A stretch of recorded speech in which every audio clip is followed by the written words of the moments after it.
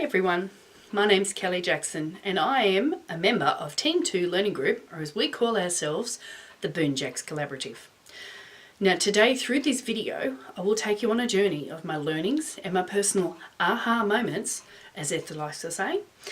Now, do I put a details as a reference at the end? Never mind.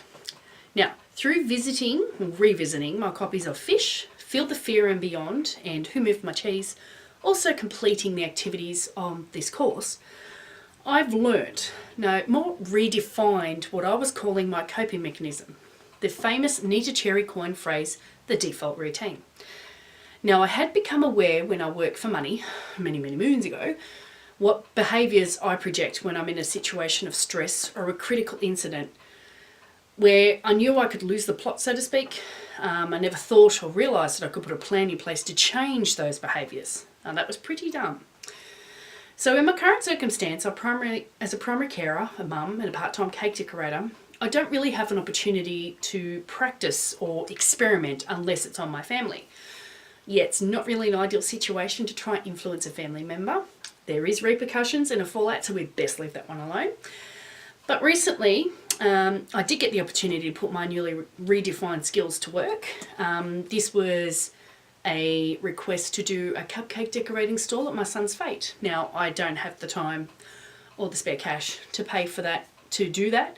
So I went into that meeting and I used my circuit breakers to stop my default routine. Now, I feel it was a successful work in progress. It will always be a work in progress because we need to practice these things. Now, what I've learnt is to be prepared going in. Doing a Q&A beforehand to prep for any possible negative questions. Now, I can't think on my feet sometimes, and negative questions do knock me for six. We all have been in that situation where we've had to analyse our conversation after thinking, oh, I wish I'd said that, or oh, I wish I shouldn't have said that. But being prepared helps me to be not caught unawares. This also avoids me mulling over my past conversation with regret. Now, another is to think before speaking and emailing. Now, in the past, I had written emails, saved them, reread them, then sent. This helps to stop any negative or unprofessional things being said. And remember, if it's written, it can be recalled. So it's another way to cover yourself.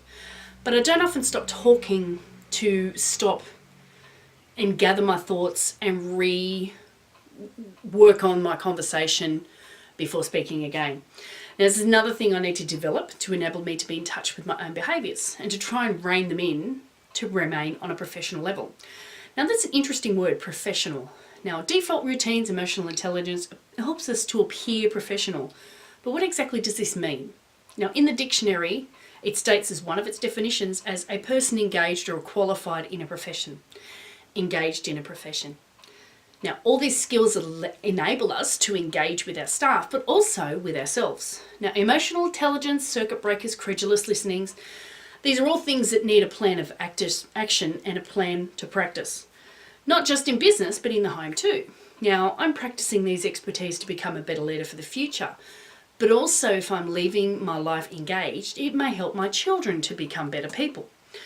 This is my challenge going forward, to engage in interactions with family, friends, clients, but more importantly, future workplaces as well. If I practice being engaged, using those circuit breakers, credulous listening, and using that emotional intelligence now, that when I join a workforce in the future, I can be the best I can be.